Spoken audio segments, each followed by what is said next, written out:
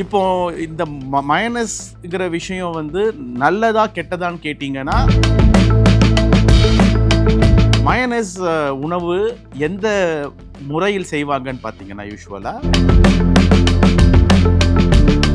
அப்போ இந்த மயனஸ் ப்ரிப்பரேஷனில் எங்கே பிரச்சனை வரும்னா, இவங்க ஹோட்டலில் வந்து வழக்கமாக செய்யக்கூடிய மயனஸில் சில பேர் வினிகர் ஊற்றலாம், சில பேர் லெமன் ஊற்றலாம்.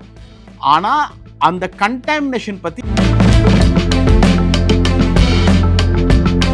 மயனஸ்ல இப்போ புதுசாக வெஜ் மயனஸ்னு வேற ஒன்று கொண்டு வராங்க. எக்கு இல்லாமல் எக்லெஸ் மயனஸ். டாக்டர் விகடன் நேயர்களுக்கு வணக்கம். நான் மருத்துவன் சஃபி, குழந்தை நலம் மற்றும் நீரிழிவு நோய் சிறப்பு மருத்துவராக இருக்கேன். இன்று தமிழ்நாடு அரசு வந்து மயனஸ்ங்கிற உணவு அதை வந்து தடை செய்திருக்கிறது ஓராண்டுக்கு. அதை பற்றி இன்று டாக்டர் விகடனில் விரிவாக பேசலாம். மயனஸ் என்பது வந்து ஒரு நம்மளுடைய கலாச்சார உணவு கிடையாது. அது வெளிநாடுகளிலிருந்து நமக்கு வந்து அந்த நாட்டினுடைய உணவுக்கு ஏற்ற மாதிரி அந்த நாட்டு மக்கள் உபயோகப்படுத்திய ஒரு உணவு விஷயம்.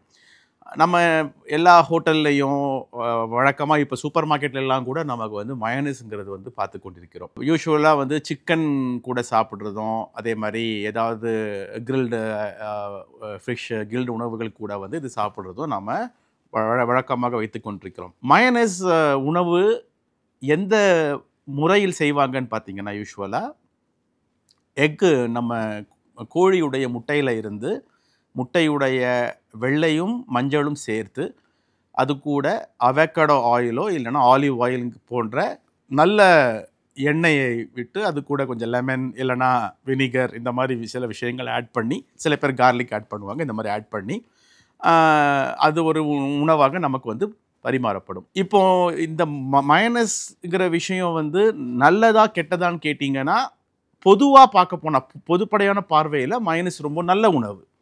அப்படி தான் ஒரு மருத்துவரை நான் சொல்லி ஆகணும்.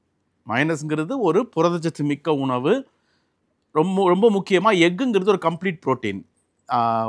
உலகத்திலே வந்து எது கம்ப்ளீட் ப்ரோட்டீன் கேட்டிங்கன்னா எக்கு தான். அது ஏன் கம்ப்ளீட் ப்ரோட்டீன் சொல்லணும்னா, எல்லா அமினோ ஆசிட்ஸும், எல்லா எசென்ஷியல் அமினோ ஆசிட்ஸும் உங்களுக்கு எக்கில் கிடைக்கும். வேறு எந்த உணவுலையும் அந்த மாதிரி முழுமையான அமினோ ஆசிட்ஸ் உள்ள ப்ரோட்டீன் உணவு வந்து கிடையாது. எக்கு தவிர எதுவுமே கிடையாது. மயனஸில் வந்து பச்சை முட்டையை போடுவாங்க. அதுதான் ரொம்ப முக்கியம். பச்சை முட்டையை போட்டால் தான் உங்களுக்கு அந்த ஃப்ளேவரும் அந்த உணவுடைய ருசியும் நமக்கு வந்து தெரிய ஆரம்பிக்கும்.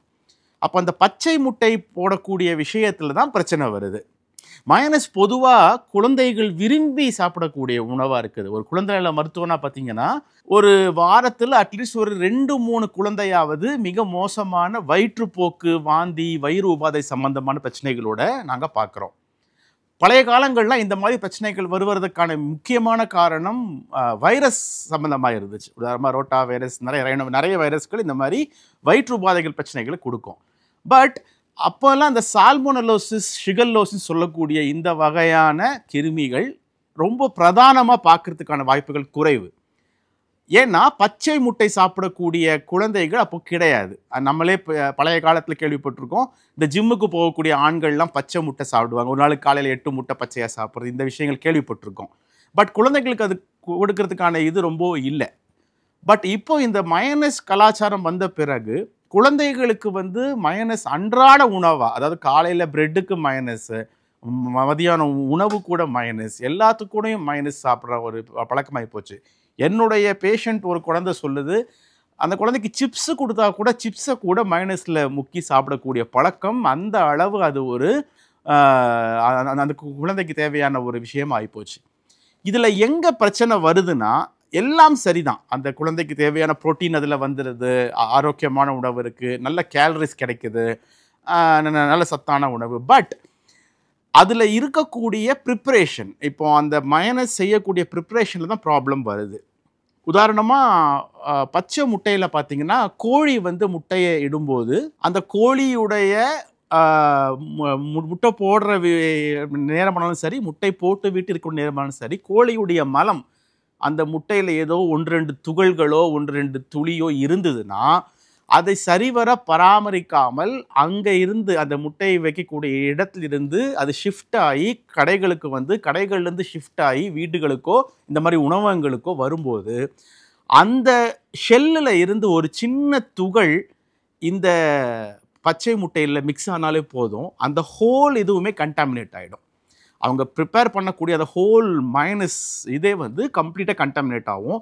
ஒரு மைக்ரோ ட்ராப் ஆஃப் சால்மோனெல்லோசிஸ் உங்களுக்கு தாராளம் போதும். சால்மோனெல்லோசிஸ் சொல்லக்கூடியது வந்து சால்மோனெல்லான்னு சொல்லக்கூடிய ஒரு கிருமி, ஒரு பாக்டீரியா. இதோடைய மெயின் ப்ராப்பர்ட்டி என்னென்னா, நம்ம வயிற்று சுவர்களில் போயிட்டு, நம்ம வயிறு குடல் சுவர்களில் போயிட்டு இது இன்ஃபெக்ஷனை உண்டு பண்ணும். அது கிட்டத்தட்ட 72 மணி நேரத்தில் ஆரம்பிக்கிற இன்ஃபெக்ஷன் 4லேருந்து 7 நாள் மிக மோசமான இன்ஃபெக்ஷனாக மாறலாம். நமக்கு டைஃபாய்டு இருந்தது பார்த்தீங்களா, அது சால்மோனெல்லா டைஃபி தான். அந்த டைஃபாய்டுங்கிற ஒரு விஷயம் சால்மோனெல்லோசிஸாக இப்போ நமக்கு வந்து சேஞ்ச் ஆகிருக்கு. டைஃபாய்டு தான் நமக்கு வேக்சின் இருக்குது, சால்மோனெல்லோசிஸ்க்கு வேக்சின் கிடையாது. இந்த சால்மோனெல்லோசிஸ் அது கூட ஷிகல்லோசிஸ்னு ஒன்று இருக்குது. இந்த ஷிகல்லோசிஸ் வந்தால் என்ன ஆகும்னா, வயிற்றுப்போக்கு கூட ரத்தமும் சேர்ந்து குழந்தைகளுக்கும் பெரியவங்களுக்கும் வரத்துக்கு வாய்ப்பு உண்டு. அப்போ இந்த மயனஸ் ப்ரிப்பரேஷனில் எங்கே பிரச்சனை வரும்னா, இவங்க ஹோட்டலில் வந்து வழக்கமாக செய்யக்கூடிய மயனஸில் சில பேர் வினிகர் ஊற்றலாம், சில பேர் லெமன் ஊற்றலாம். ஆனால் அந்த கண்டாமினேஷன் பற்றி அவங்களுக்கு எந்த ஐடியாவும் இருக்காது.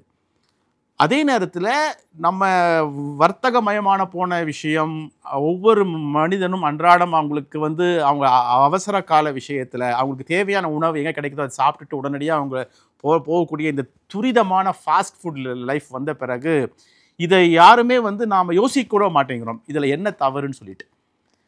இதில் இன்னொரு முக்கியமான விஷயம், இந்த இன்கேஸ் இதை இவங்க ப்ரிப்பேர் பண்ணி அது வந்து இன்ஃபெக்ட் ஆகி இருக்கிற மயனஸை மீதி இருக்குதுன்னா அதை டிஸ்கார்டும் பண்ண மாட்டாங்க மோஸ்ட் ஹோட்டல்ஸில். அதை என்ன பண்ணுவாங்க, ஸ்டோர் பண்ணிவிடுவாங்க. ஸ்டோர் ஆனால் என்ன ஆகும்னா, இருக்கிற இன்ஃபெக்ஷன் அந்த ஸ்டோர்டு மீடியம், அந்த ஃப்ரீஸ்டு இல்லைனா அந்த சில் மீடியமில் இன்னும் வேகமாக வளரும். பிகாஸ் எக் வந்து எந்த கிருமிக்குமே நல்ல கல்ச்சர் மீடியம். அந்த கல்ச்சர் மீடியமில் இது என்ன ஆகும்னா இன்னும் அதிகமாக பெருகும், இந்த இன்ஃபெக்ஷன் அதிகமாக பெருகும்.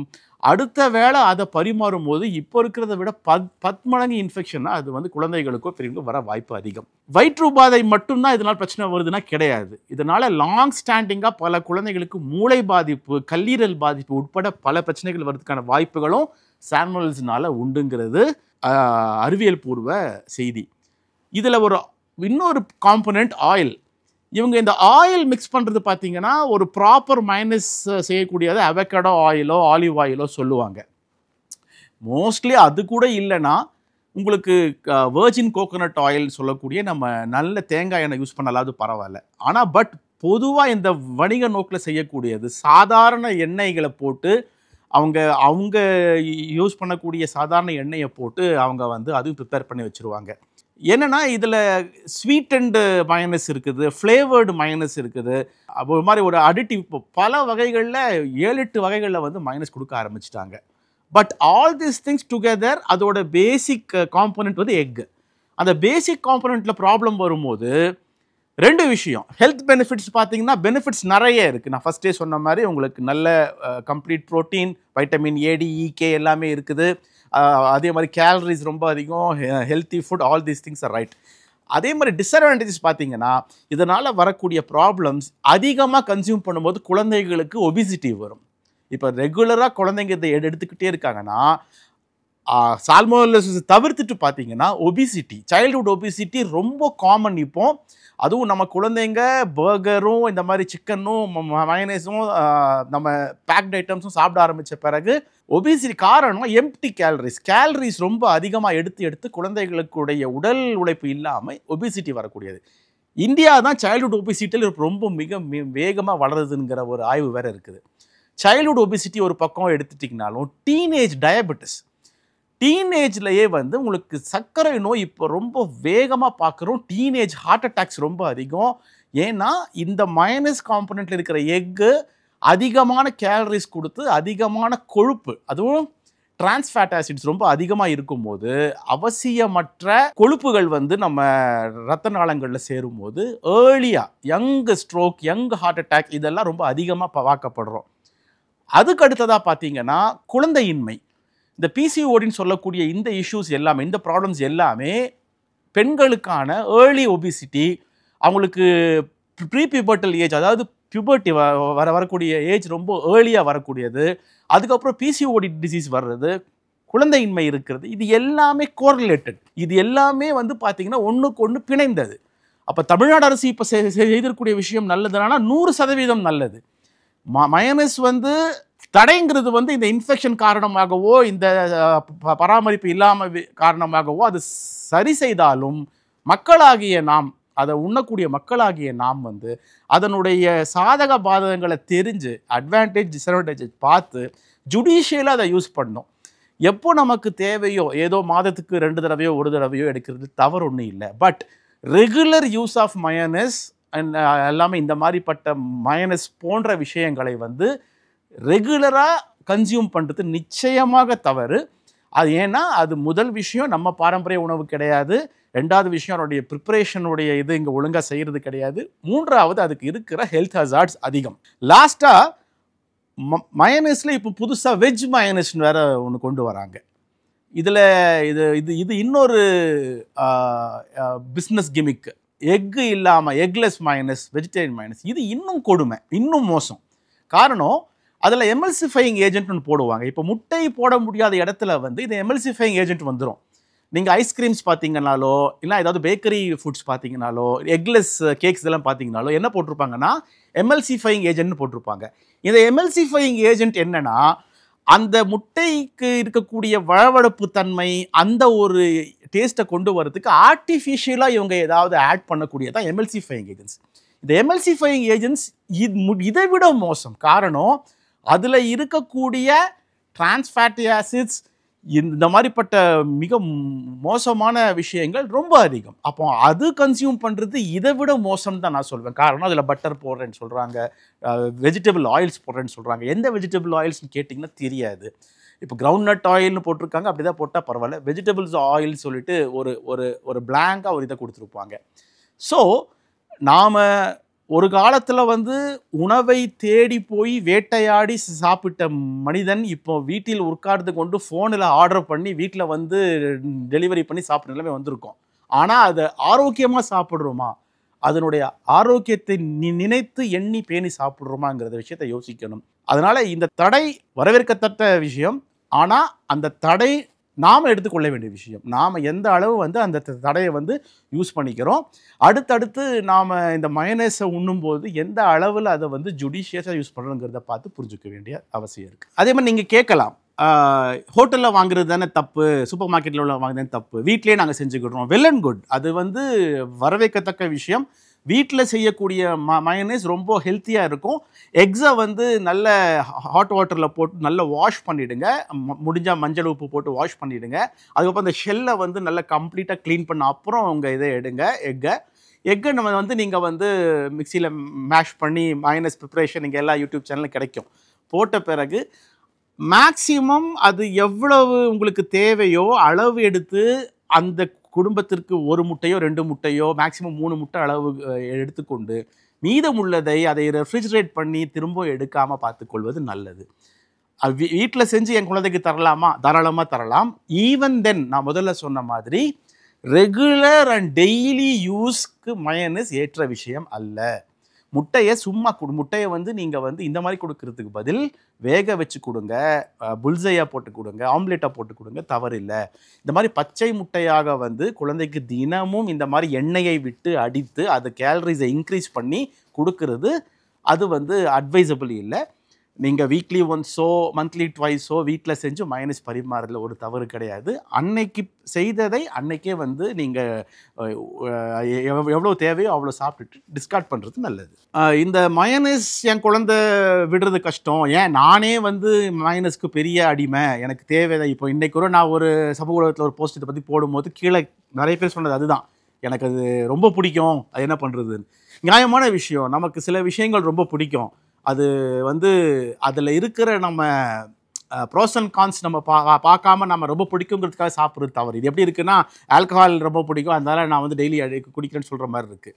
அதோட ப்ரோஸ் அண்ட் கான்ஸ் வந்து நமக்கு அறிஞ்சிட்டோம், அதை பற்றி புரிஞ்சுக்கிடுச்சுன்னா நம்ம வந்து இந்த மாதிரி தவறு செய்ய மாட்டோம். Everything is good if there is no harm, if there is not a health problem with that. அந்த ஹெல்த் ப்ராப்ளம் ஒன்றும் இல்லை அதுலனா நம்ம தாராளமாக சாப்பிடலாம். அதர்வைஸ் இதுக்கு ஆல்டர்னேட்டிவ்னு பார்த்தீங்கன்னா, நீங்க புதினா வச்சு நம்ம மின்ட் சட்னி மாதிரி, இல்லன்னா கோகனட் வச்சு வேற ஏதாவது ஒரு ஆல்டர்னேட்டிவ் விஷயம். இந்த மாதிரிப்பட்ட விஷயங்கள நம்ம வந்து என்கரேஜ் பண்றது பெட்டர். ஏன்னா, அந்த மாதிரி குழந்தைகளுக்கு கொடுக்க ஆரம்பிக்கிறது பெட்டர். அது இல்லாம ஹனி வச்சு நீங்க குழந்தைகளுக்கு நெறைய விஷயங்கள் செஞ்சு குடுக்கலாம். அப்புறம் இந்த இப்போ இப்போ இப்போ நெறைய இந்த ஆல்மண்ட் வச்சு இதெல்லாம் பண்றாங்க. அந்த மாரிலாம் செய்யலாம். All these things are an alternative for mayonnaise. Even then எனக்கு மயோனைஸ் தான் வேணும்னா, நான் முதல்ல சொன்ன மாரி ஜுடிஷியலா அத யூஸ் பண்ணுங்க. அதர்வைஸ் அது ஒரு மிகப்பெரிய ஒரு மோசமான விஷயம் கிடையவே கிடையாது. ரொம்ப நல்ல உணவு. அத எப்படி நம்ம யூஸ் பண்றோம்னு பொறுத்து இருக்கு.